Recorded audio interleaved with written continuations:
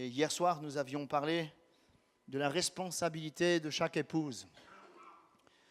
Et cette responsabilité passe par un mot, comme je disais en introduction, qui n'est pas forcément compris. C'est la soumission. Et on pense qu'être soumis, c'est se taire. On pense qu'être soumis, c'est être diminué. C'est faux. C'est le respect, marcher avec. C'est aussi être là à respecter une autorité. Nous sommes soumis à toute forme d'autorité. Et je pense que par la soumission, par l'amour, ce n'est pas quelque chose qu'on le fait par force ou on ne se sent pas obligé de le faire, c'est qu'on aime. C'est l'amour. Si on le fait par amour, il n'y a rien de contraignant. Si on le fait par amour, c'est même valorisant. Et lorsque nous nous soumettons par amour, eh bien, Dieu nous bénit. J'avais parlé aussi des sœurs dont le mari n'est pas converti. Et en aimant votre mari à travers l'amour de Jésus par des actes et pas simplement par des versets récités facilement, vous pourrez gagner votre mari, pardon. Voilà. Et Sarah appelait son mari mon Seigneur. Hein. Des fois, je plaisante avec ma femme, je lui dis, il faut que tu m'appelles mon Seigneur. Elle ne veut pas. Ce soir, on va voir la responsabilité des maris. Et c'est drôle, dans Éphésiens 5, il y a plus pour le mari que pour les femmes. Donc on va lire, s'il vous plaît, dans ce que Dieu dit aux époux. On va voir du verset 25 au verset 27. Dans Éphésiens 5, on va rester dans ce chapitre durant toute la semaine. Voilà. Même pour les enfants, pour tout, même pour vendredi soir, on va rester dans ce chapitre. Il est dit au verset 25, « Maris, aimez vos femmes. » Donc là, Paul, nous comprenons qu'il s'adresse à plusieurs maris. Donc ce n'est pas un mari qui a plusieurs femmes. Ça, c'est une anomalie, hein? Voilà. Le monde nous montre que c'est valorisant. On dirait qu'il y a des hommes qui sont contents. Ils montrent toute leur facilité à avoir plusieurs concubines. On dirait que c'est des trophées, mais ils ne sont pas heureux. Je pense qu'on est heureux quand on aime l'épouse que Dieu nous a donnée. C'est vrai les frères ou pas? Alléluia. Aimez vos femmes comme Christ a aimé l'Église. Donc il y a une mesure. Et s'est livré lui-même pour elle afin de la sanctifier, après l'avoir purifiée par l'eau et la parole, afin de faire paraître devant lui cette Église glorieuse, sans tache, ni ride, ni rien de semblable, mais sainte, irrépréhensible. C'est ainsi que les maris doivent aimer leurs femmes comme leur propre corps. Celui qui aime sa femme s'aime lui-même. Ça, c'est intéressant. Car jamais personne n'a haï sa propre chair, mais il la nourrit, en prend soin, comme Christ le fait pour l'Église, parce que nous sommes membres de son corps, étant de sa chair et de ses os. C'est pourquoi l'homme quittera son père et sa mère et s'attachera à sa femme, et les deux deviendront une seule chair. Alléluia! La responsabilité des maris, ici Dieu le répète plusieurs fois, c'est d'aimer leur épouse. L'aimer à l'image de l'amour que Dieu a pour son Église. Ce n'est pas l'amour selon notre entendement à nous, parce que nous sommes capables, nous, en tant qu'hommes, d'aimer. Mais c'est fragile. J'aime si tu m'aimes, j'aime si tu es d'accord, j'aime si tu fais ce que je te dis. Mais ici, le Seigneur dit au mari, ce n'est pas comme ça que vous devez aimer vos épouses. C'est de l'aimer comme Christ a aimé l'Église. Et on peut résumer cet amour qui anime Jésus pour l'Église en 3 points. Aimer, c'est associé à se sacrifier. Aimer, c'est associé à prendre soin et aussi à s'attacher. Alors, on va essayer d'avancer et de réfléchir ensemble. Le but, ce n'est pas de mettre personne mal à l'aise, mais vraiment de dire, Seigneur, je veux aimer mon épouse comme Christ a aimé l'Église. Premièrement, aimer comme dans l'image de se sacrifier, c'est-à-dire au modèle de Christ. Marie, aimez chacun votre femme comme Christ a aimé l'Église et s'est livré lui-même pour elle. Déjà, nous devons comprendre que c'est un commandement. C'est un commandement. Il n'est pas dit essayer de les aimer ou de les supporter. Non, il est dit aimer. C'est notre rôle. Aimer de l'amour de Dieu. Et la définition de l'amour de Dieu, nous l'avons dans 1 Corinthiens 13. Ce n'est pas l'amour qui cherche son intérêt. C'est l'amour qui croit tout. Donc c'est un amour exempt de jalousie, qui ne soupçonne pas le mal. C'est-à-dire c'est un amour qui est pur, qui n'est pas calculateur. Je vois ici que c'est un amour comme un impératif, c'est un commandement. Je dirais même que c'est une responsabilité. Et peu importe si de temps en temps on aimerait bien que notre épouse soit différente, parce que, eh bien, elle est fatiguée, elle a un caractère, elle est ceci, cela. Mais l'amour que Dieu nous demande d'aimer notre épouse, ça ne dépend pas des circonstances. Ça ne dépend pas de ce qu'elle vit, ça ne dépend pas de ce qu'elle est, ça ne dépend pas de ce qu'elle dit. Parce que c'est facile d'aimer quand notre épouse est toujours d'accord avec nous, n'est-ce pas? Mais Dieu nous demande de surpasser cela. Et parfois, il faut admettre que notre épouse n'est pas forcément d'accord avec nous. C'est bon les frères? C'est drôle, c'est les sœurs qui disent Amen. Et ouais. Je m'aperçois aussi que dans ce texte, c'est un impératif présent. Donc, dans le sens, c'est une action continue. C'est-à-dire, en toutes circonstances. Imaginons, je ne souhaite pas, mais imaginons que l'épouse tombe malade. Alors je ne l'aime plus? Ah non, ce n'est pas pur. C'est-à-dire que je vais l'aimer en n'importe quelle circonstance. Ça veut dire aussi que nous, c'est ça, les hommes, on a une difficulté là-dessus. On pense que tout est acquis. On s'est marié, ça y est, elle est à moi. Donc c'est bon. C'est acquis. C'est même plus la peine que je lui dise. Vous connaissez peut-être l'histoire de cette femme qui se plaignait de son mari, qui ne lui disait jamais « je t'aime ». Alors un jour, elle lui a dit « mon chéri, tu me dis jamais je t'aime ». Et le mari lui a dit « mais je te l'ai déjà dit, tu le sais, non ?» Avez-vous remarqué que nous, les hommes, on a du mal à lui dire à notre épouse « je t'aime ». Ça ne sort pas, hein?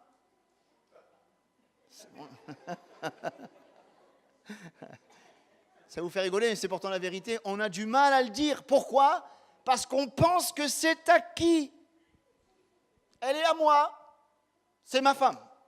Alors, il n'y a plus de problème. J'ai plus à la conquérir. Eh bien, elle est là, l'erreur.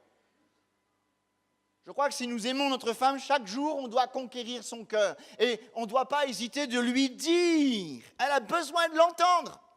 Et pour nous, on n'a pas la même perception. C'est ça qui est dommage. C'est que nous, les hommes, aimés, eh bien, on n'arrive pas à le dire. Et parfois, les sœurs, les épouses, elles ne perçoivent pas l'amour comme nous. Par exemple, nous, on va faire la vaisselle, c'est un acte d'amour. On passe le balai dans la maison, ça veut dire qu'on aime notre femme. Et non, vous êtes en train de faire ce que vous devez faire. Ça, ce n'est pas forcément un acte d'amour. Vous comprenez? Comme je disais hier soir, le mari tond le gazon, il faut absolument qu'il soit encouragé. Mais non, tu as fait ce que tu dois faire, frère, c'est normal. C'est à toi de t'en occuper. Si tu changes une ampoule, c'est normal. Si tu bricoles dans ta maison, c'est normal. Ce n'est pas un acte d'amour de s'occuper de sa maison. Je crois qu'il y a 5 domaines où les épouses, elles ont besoin de recevoir, de ressentir l'amour du mari. Des mots d'encouragement. Avez-vous remarqué que souvent les frères, nous sommes plus prompts à dire ce qui n'est pas bon? Est-ce que les frères, vous arrivez à dire à votre femme, où tu mangeais, t'es bon à midi, hein? Ça a l'air banal ce que je dis là. Mais ça les encourage. Ah, il manque de sel, il y a trop de piment. Voilà.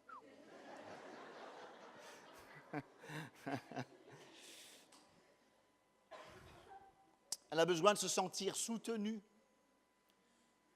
Il faut que l'épouse ait une épaule. Si elle ne trouve pas l'épaule auprès de son mari, elle ira le chercher ailleurs. C'est là le danger. Eh ouais.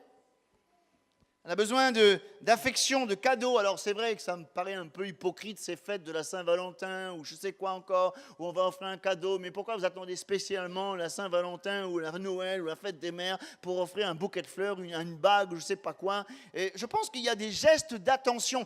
Et à l'image de Jésus, Jésus nous a aimés, mais Jésus ne l'a pas simplement dit, il l'a démontré par des actes. Et c'est ça qu'on a besoin, aimer à l'image de Jésus. Et Jésus l'a démontré. Et je crois que nous devons prendre du temps et aimer, c'est savoir écouter. Combien de foyers n'ont plus de communication, si ce n'est de faire les comptes à la fin du mois? Et là, c'est la guerre, parce que là, on n'est pas d'accord. Mais ça, c'est le drame dans un foyer où on se parle juste pour faire les comptes à la fin du mois. On ne s'intéresse pas à ce que fait l'autre. Alors, ta journée, ça a été? C'est un signe d'attention. Savoir entendre ce qu'elle vit, ce qu'elle ressent, ses envies, ses projets, ses souffrances. Il faut de la proximité, il faut de l'écoute, il faut de l'attention. Il y a un homme qui a dit une phrase terrible à Anne, c'est Elkana. Anne ne pouvait pas avoir de fils. Alors voilà qu'Elkana a dit, je ne vaux pas plus que de 10 fils, que ça manque à haut. Et des fois, les maris disent, mais pasteur, je ne comprends pas, elle a tout. On a construit une maison, je lui donne la monnaie, c'est elle qui fait les courses, elle a mon chéquier, elle a la carte bleue, elle a tout ce qu'elle veut. Qu'est-ce qui lui manque? Elle veut que tu sois à côté d'elle de temps en temps pour l'écouter. Et parfois, nous, on se trompe, on pense que aimer, c'est donner tout ce qu'elle a besoin. Allez, vas-y, la voiture, le chéquier, la carte bleue, elle fait ses courses, elle achète son linge, elle fait ce qu'elle veut, c'est formidable. Eh bien, c'est pas assez. Il faut qu'on l'aime. L'écoute, l'attention. Et Anne, elle avait besoin de son mari. Son mari, elle dit, mais vous savez, mon cas où? Mon pas où rien, pourquoi vous plein en haut là? Il voulait de l'écoute. Et moi, je crois que quand je regarde l'apôtre Paul dans Philippiens 1,9, il priait pour que les chrétiens de Philippe grandissent dans la connaissance de l'amour. Et on pourrait l'appliquer ce soir à nous, les maris, connaître ce qui démontre l'amour. Et le dire, discerner aussi cette sensibilité. Il y a des moments favorables où on peut parler à notre épouse, l'encourager, la fortifier. Et je pense qu'il ne faut pas hésiter de le dire. Les sœurs, je vais vous dire quelque chose. Les frères, bouchez les oreilles un instant. Si votre mari vous dit demain matin, ma chérie, je t'aime, dis pas rien, s'il vous plaît. Elle dit, tu le dis parce que le pasteur l'a dit hier soir, hein? Vous allez le casser, le pauvre frère. Eh oui. Et nous, parfois, on n'ose pas le dire. On n'arrive pas à le dire. C'est dommage. Il faut le dire. Il faut discerner ce qui parle le plus à nos... Chacun connaît... Vous connaissez votre épouse.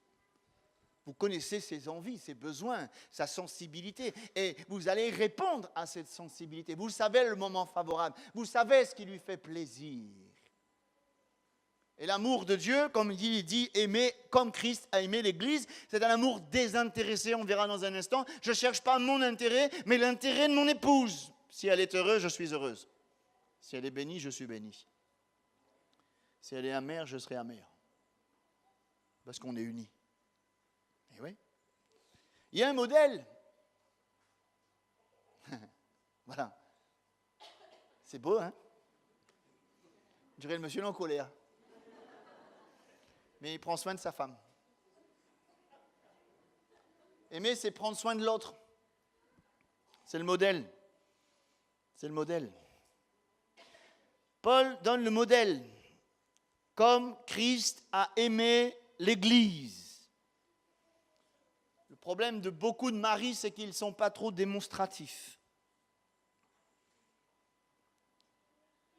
Chaque jour, on doit aimer à l'image de Jésus-Christ. On va faire quelque chose de simple. Je vous encourage à le faire. Prenez une feuille de papier. Vous faites un tableau. À gauche, vous marquez tous les versets qui parlent de l'amour de Jésus pour l'Église. Comment Jésus nous aime. À droite, comment le mari doit aimer son épouse. Et entre les deux, vous mettez une petite flèche. Par exemple, Romains 5,8. Son amour est inconditionnel, sans limite. Je crois que l'amour que nous avons pour notre femme ne doit pas dépendre de ce que nous avons, ce que nous vivons. C'est facile d'aimer quand nous sommes plus ou moins dans l'abondance, mais le véritable amour restera attaché à sa femme, même si on connaît des temps de disette, des temps d'épreuve, des temps d'adversité, des temps de maladie, des temps de difficulté, on restera unis. Ça, c'est l'amour de Dieu. Vous vous rendez compte, si Dieu nous aime simplement quand tout va bien, il ne peut pas faire ça parce qu'il est amour et son amour est parfait. Jean 13, 1, il a dit que son amour est intense. Il mit le comble à son amour pour eux. Et je pense que l'amour du mari doit être intense, c'est-à-dire, après Jésus, sa famille. Ne vous trompez pas. Et ça, j'en parlerai vendredi soir. Ça peut être une source de conflit. Ne nous trompons pas. Il y a un ordre. Dieu est un Dieu d'ordre. Dieu, la famille, l'Église. Et il y a des chrétiens qui se trompent. Ils ont mis Dieu, l'Église, la famille. C'est pas bon. Même si on sert Dieu, même si on a un service, une responsabilité, aussi grande soit-elle, c'est Dieu, la famille, après l'Église. Il ne faudrait pas que à cause du service, de notre consécration, notre épouse soit délaissée. Ce n'est pas bon. Il y a un déséquilibre. Nous cassons l'équilibre que nous avons parlé hier soir. Romains 8, 39, son amour est perpétuel, dans le sens... Rien ne peut les séparer. J'aime en tout temps. Philippiens 2, un amour désintéressé, c'est-à-dire qui cherche l'intérêt de l'autre. C'est ça que Jésus nous a aimés, pas pour son intérêt, c'est pour notre intérêt, pour son bien-être. Et si, les frères, si vous aimez votre épouse, dans le sens où vous l'amenez à se sentir bien, à être épanouie, à être heureuse, vous allez être heureux. Je crois que cet amour-là, vous savez le mot amour en français, c'est amour, hein? Amour, amour. En anglais, I love, I like. Ah, j'ai des restes, hein? Mais dans la parole de Dieu, c'est plus compliqué que ça. Il y a l'amour philéo, c'est fraternel. Et je pense que c'est l'amitié qu'il y a entre deux frères, un ami. L'amour éros. Éros, il y a une racine quand même. C'est l'amour qui doit animer le mari d'une femme, et c'est l'amour d'attirance charnelle. Mais si nous voulons aimer comme Christ a aimé l'Église, il nous faut l'amour agapé, cet amour parfait qui ne cherche pas son intérêt, qui n'est pas envieux, qui ne se réjouit pas de l'injustice, mais qui se réjouit de la vérité. Et si je réalise avec vous, Christ n'a pas aimé un peu l'Église, il a aimé beaucoup, tellement est vrai qu'il s'est livré, qu'il s'est sacrifié. C'est par cet amour-là que nous devons aimer notre épouse, comme Christ a aimé l'Église, c'est-à-dire sans condition. Ah, là je m'arrête. Sans condition. Parce que parfois il y a des maris qui aiment leur épouse à une condition. Tu fais tout ce que je te dis, hein. Tu es d'accord avec moi, hein? Et dès l'instant qu'elle ne pense plus comme nous, on ne l'aime plus. Les frères, excusez-moi, votre épouse a le droit de penser différemment de vous. Ce n'est pas pour ça que vous ne l'aimez plus. Parce que c'est ça, sans condition, ça veut dire ça. Tu acceptes tout ce que je te demande. C'est dangereux.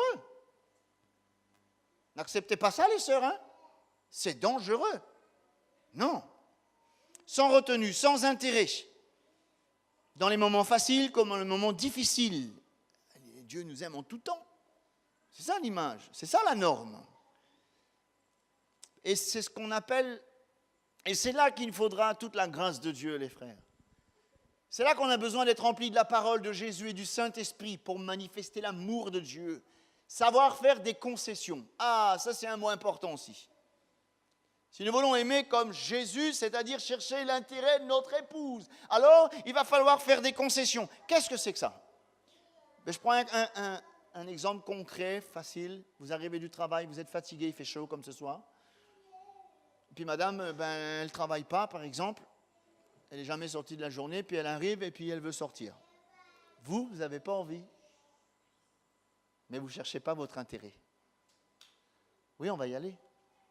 Tu ne vas pas lui dire, bon, m'y emmène à haut, mais m'est fatigué, ne m'amuse pas, hein, ou dire rien.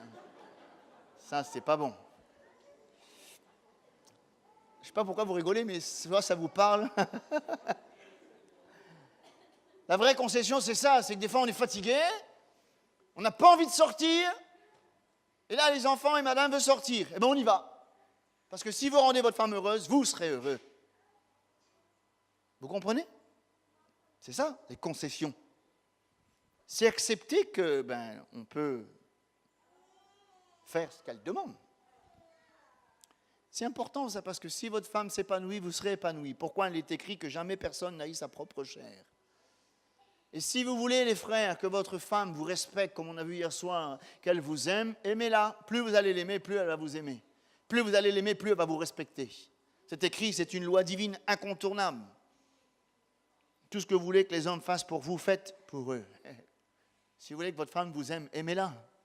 Si vous voulez que votre femme vous respecte, aimez-la, respectez-la. C'est sûr. Et c'est là qu'il ne faut pas chercher le moins. Il y a un texte dans Ecclésiaste qui est formidable. 2 valent mieux qu'un. Car il retire un bon salaire. Ah, c'est bon ça. Un bon salaire. Ça veut dire que tout est ensemble. Il n'y a plus d'intérêt. Ça, c'est mon argent, c'est mon loto. C'est ma maison. Ici, on ne prend rien. Oh, t'es. Je ne recherche pas mon intérêt. C'est à nous. Ce qui est à toi est à moi. Je dis toujours à ma femme, quand il y en a pour tous les deux. Quand il n'y en a plus pour tous les deux aussi. Hein? C'est comme ça. C'est un bon salaire. C'est ensemble. Parce qu'on ne cherche pas notre intérêt. On cherche l'intérêt du foyer, l'intérêt de la maison, l'intérêt du couple. Ce n'est pas moi, c'est nous. Ah, ça c'est important. Hein? Je vais faire ça, je vais faire ça, je vais entreprendre, je vais faire... C'est pas comme ça. Vous n'êtes plus tout seul. Il y a madame, c'est nous allons entreprendre, nous allons faire, et ça serait bien qu'on fasse ça ensemble, etc. C'est ça aussi, les concessions, c'est de faire ensemble. Faire avec. Ça, c'est très important. Chercher l'avantage de la maison, pas notre avantage. C'est-à-dire que l'image de l'amour de Christ, il est exempt de toute forme d'égoïsme. Ça, c'est important. Seigneur, débarrasse-nous de l'égoïsme. Ça, il faut mourir à soi-même. Il faut venir au pied de la croix et mourir. Laisser l'amour de Dieu nous remplir. Aimer comme Christ a aimé l'Église. Chercher le bien-être de notre épouse avant du nôtre. C'est très important. Et ça, il faut être débarrassé. Il est bien dit dans 1 Corinthiens 13 que l'amour ne recherche pas son propre intérêt. On a besoin d'être animé de l'amour de Dieu. Ça, ce n'est pas possible si on n'est pas connecté à Christ. Ce n'est pas possible si on n'est pas rempli du Saint-Esprit. Ce n'est pas possible si on n'est pas rempli de la parole de Dieu. Donc, mes frères, si vous voulez être de bons maris, il faut être rempli de la parole, du Saint-Esprit et de Jésus, d'avoir une communion avec Christ, qu'il change notre entendement, qu'il change nos cœurs, qu'il change nos visions et que nous puissions être animés de l'amour de Dieu. Alléluia! C'est bon, les frères? Priez pour vos maris, les sœurs. Allez, on avance. C'est beau, hein, quand on voit ça. Aimer, c'est prendre soin. Là, j'ai été trop vite. Et voilà, c'est celui-là. De même, les maris doivent aimer leur femme comme leur propre corps. Celui qui aime sa femme s'aime lui-même. Jamais personne, en effet, n'haït sa propre chair, mais il la nourrit et en prend soin, comme Christ l'a fait pour l'Église, parce que nous sommes membres de son corps. Je crois que pour bien faire comprendre la responsabilité de l'homme vis-à-vis de son épouse, Paul ajoute une image. Il prend soin. Je vais prendre des images un peu terre à terre, un peu simplettes, mais quand même, ça va nous faire comprendre. On doit aimer notre épouse, même si... Je crois que l'amour doit être encore plus fort quand il y a un problème, quand elle est fatiguée, quand elle est malade. Je prends un exemple. Imaginez. Et là, il est bien dit dans ce verset, « Jamais personne n'a haï sa propre chair. » Imaginez, j'ai un pied cassé, je dis, mon pied ne me sert plus à rien, je le coupe, je le jette. Moi, le docteur, il dit, mon pied est cassé, coupez-le, j'en veux plus. Parce qu'il est cassé, t'en veux plus? Jamais personne ne va faire ça. Non? Non? Est-ce que quelqu'un s'est déjà caché le pied ici? Ou le bras? Je ne pense pas que vous avez été chez le médecin, il dit, mon pied est cassé, coupez-le, j'en veux plus, il ne marche plus. Mais jamais, parce que c'est ta propre chair. Tu ne peux pas faire ça, ce n'est pas possible. Mais c'est pareil. Pas parce qu'il y a un problème d'un seul coup, d'un seul coup, on ne voit plus notre épouse pareil. D'un seul coup, on s'aigrit. Colossiens 3, 19. Marie, que chacun aime sa femme et ne s'aigrise pas contre elle. Aïe, aïe, aïe. Quand il y a une incompréhension, et on en parlera vendredi, c'est tellement facile de devenir aigre, amer. Quand on devient amer, il n'y a plus de conversation. Quand on devient amer, on rentre du travail, on se met devant la télé, puis on mange devant la télé, puis on ne parle plus. On est sur Internet, on se cache derrière le sport, on fuit la maison. Si un jour un mari n'est pas pressé de rentrer à la maison, c'est qu'il y a un problème. Parce que peut-être il préfère être dehors avec les amis, il préfère être dehors, faire le sport, il préfère être dehors, il rentre juste pour baigner, manger, dormir. Il y a un problème. Il y a un problème. Parce que là, il cherche son intérêt. Il est devenu amer. Et la Bible dit dans Hébreux qu'il n'y a aucune racine d'amertume qui pousse dans votre cœur afin que vous ne soyez pas privés de la grâce de Dieu. Il y a tellement de choses qui peuvent nous aigrir, une incompréhension, et on verra ça vendredi soir, que le soleil ne se couche pas